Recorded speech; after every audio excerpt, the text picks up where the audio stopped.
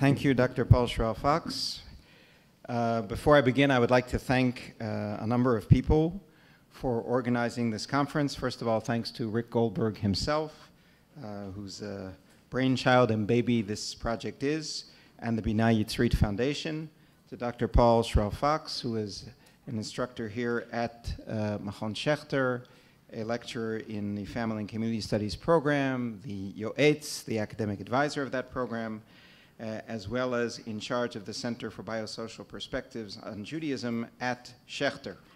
I'd also like to thank the Schechter staff, our Vice President, Eitan Cooper, our Samankal, Dr. Simcha Goldsmith, Holly Avitan, Shalom Abu, Linda Price, Yafit Galpaz, Moria Karsagi, and no doubt other staff members who helped organize this conference. To all of them we say Toda Rabah. The field we are exploring this afternoon is a new field in Jewish studies. And in that regard, I would like to quote three famous texts. The first is found in the tractate of Avodah Zarah, Daf Hei Amud Aleph, folio 5a, and in the tractate of Sanhedrin. Reish Lakish said, Melamed she'era lo HaKadosh Baruch Hu le'adam harishon dor dor v'dorshav, dor dor v'chachamav, dor dor ufarnasav. This particular verse that they are quoting there from Genesis, which says, Zeh Sefer Todot Adam, this is the book of the history of mankind.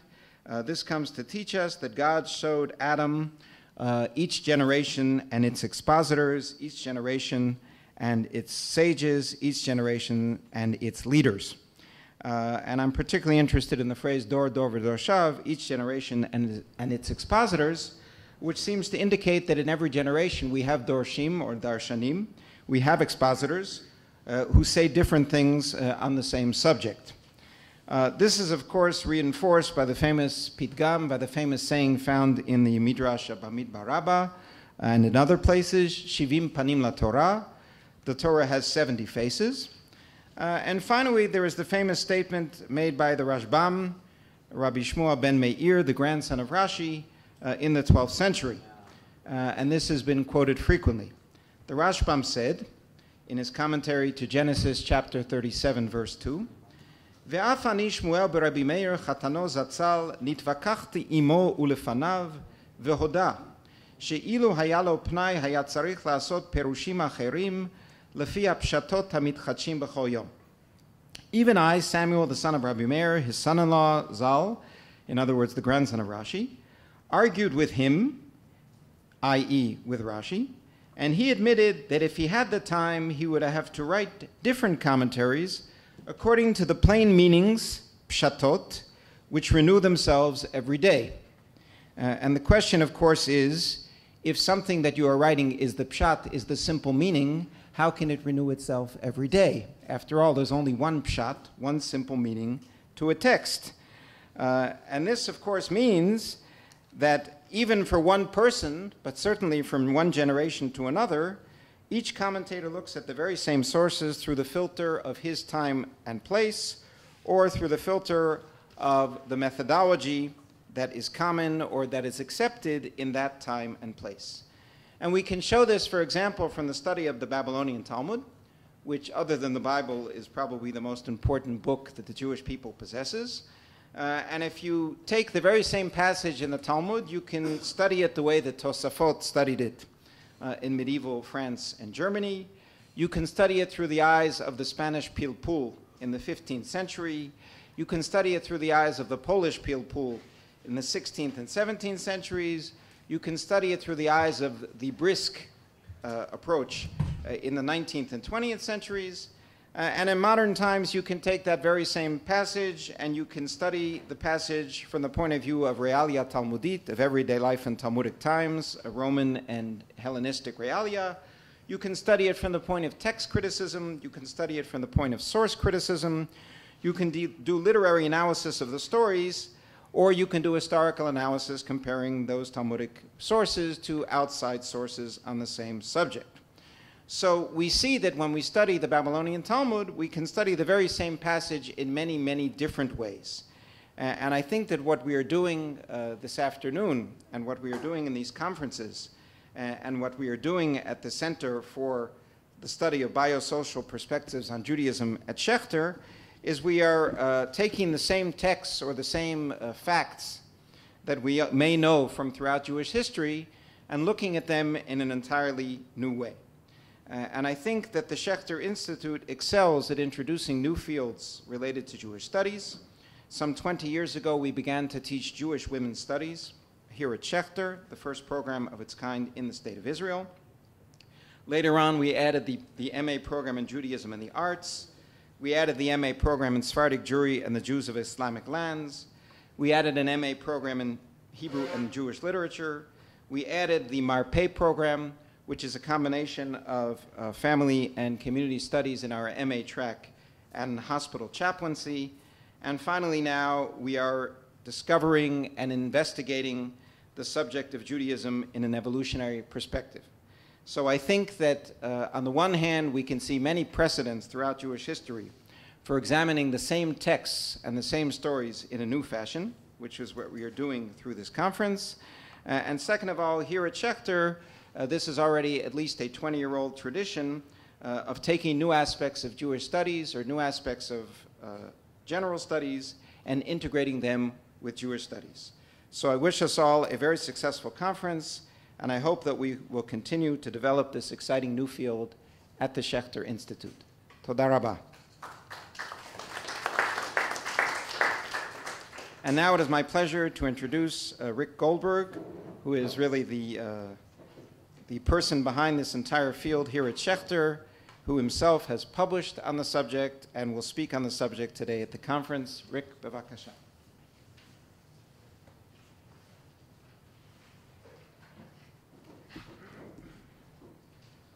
Well, welcome everyone. Thank you for coming. I think you'll get something out of this and enjoy yourself. Listening to David's introduction makes it easy for me to understand why it is that B'nai has associated with Schechter. This is a topic which is not pursued in Israel to the extent that it should be and to the extent that it will be. I can remember going to conferences in the United States not that long ago, HBES conferences 15, maybe 20 years ago, where the people who pursued social science from an evolutionary perspective were not considered to be the most prestigious people in the field of social science in the United States. Much of that has changed since then, and our hope is that we can provide that kind of stimulus for the State of Israel also, beginning with this program with Schechter. It's an unfortunate fact that a majority of the traditionally religious view science as extraneous, and most of the scientifically educated see religion as a throwback to earlier and darker times. There are many who embrace the false dichotomy of religion and science as separate magisteria, a conviction especially nonsensical for evolutionists, whose task is to explain human universals like religion and not explain them away. Most religious folk and social scientists choose the easy path of pure conformity, embracing either religion or science and dismissing the other. But only those willing to respect both religion and science can derive compatibilities that others fearfully ignore. This symposium is evidence that explores the connective tissue that joins religion and science is not only possible, but can also be illuminating. Again, welcome. Thank you, David. Thank you, Rick. I have two principles when speaking to groups. One is to speak in one of my second languages. Both of them are neither English nor Hebrew. And if you understood that sentence, then you know exactly what I mean.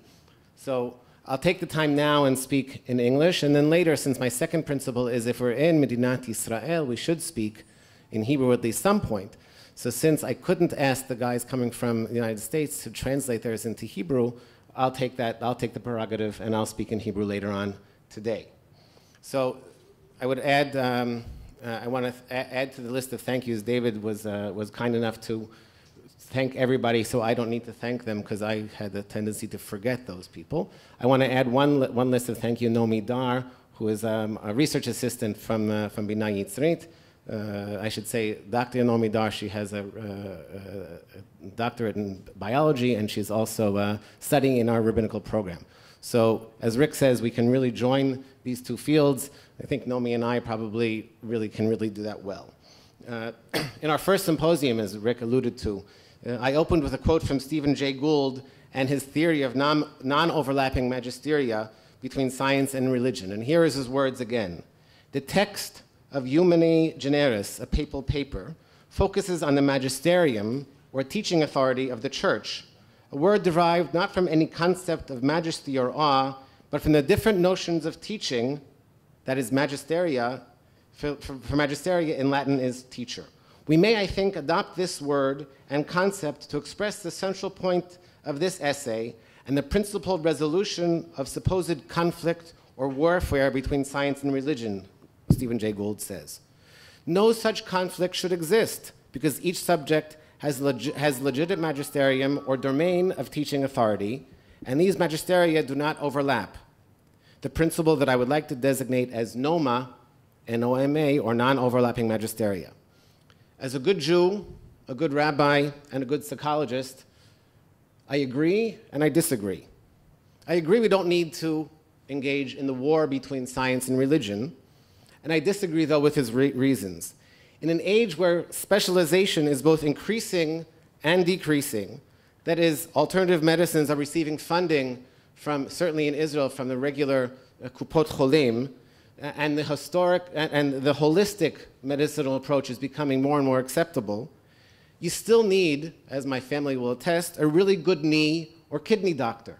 My father, who just recently had his second knee replacement surgery, and my father-in-law, who had kidney failure and gallbladder, will attest to the fact that if they stayed with alternative medicines, well, the end wouldn't have been very, very pleasant. So we need to have both types of approaches.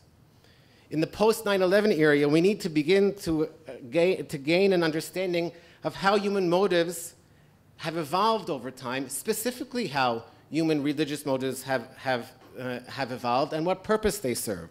Not to justify any particular set of actions, not to justify any individual action, but to understand so that we can better deal with it and to avoid those very human pitfalls that lead to the battle between cultures, that lead to the cooperation eroding and the competition evolving and expanding. Both science and religion, cooperation and competition are needed in this world. David Sloan Wilson, an evolutionary biologist, says, selfishness might beat cooperation within groups, but cooperative groups beat selfish groups. I'm not sure if that's true, if you look at what's going on in our neighborhood, we call the Middle East. True evolution is a long process, therefore what we're seeing in 50 or 100 years is not really a test. But as a good parent, I want what's good for my offspring, for my children. I want to know what this neighborhood is going to look like in 10, 15, 20, or 50 years. So return to the spirit of Stephen Jay Gould in a more recent attempt to separate the magisteria of science and religion, and by Robert Macaulay's book, Why Religion is Natural and Science is Not. To be sure, it's a title that's catchy, and it makes the point. But again, he pits one against the other. And it's simplistic to say what's natural and what's not. Science and religion are both natural. Why? Because people do them both. And we are natural people. We are natural beings. We tend to forget the fact that we are biological. But if we're engaging in science, then it's a natural thing to do. To be sure, you have to learn how to do science. It's not something that comes automatic. And perhaps if he said, okay, religion is automatic and science is natural, I might be able to agree. But the fact is, they are both natural engagements. We can both exist together. Neither field needs to dominate. And as Sir Rabbi Jonathan Sachs said, it should be and could be a great partnership. And no one group needs to outcompete the other for public opinion or support. And that ultimately leads to the evaluation of both fields, science and religion. Rather, we need to work towards a mutual cooperation because we can beat on boats against the current borne ceaselessly into the past. But if evolutionary history teaches us anything, if religious practice and history of religion teaches us anything, Jay Gatsby doesn't have to be right. If we are indeed borne back ceaselessly into the past, we are doomed to repeat it.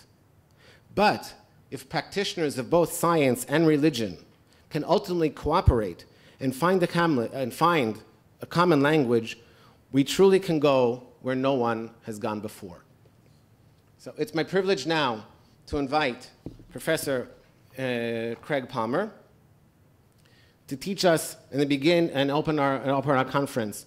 What can modern evolutionary theory contribute to the understanding of traditional religions? I had the pleasure of meeting Craig a few months ago. He's an evolutionary anthropologist in Missouri. He's a researcher and a true altruist, I would say. Indeed, later on this afternoon, he'll teach us in his second presentation about righteous Gentiles, but I think that it can apply to himself as well. Why he does what he does. Because he could have had a life fishing in a fishing village, and instead he chose the life of an academician. Craig.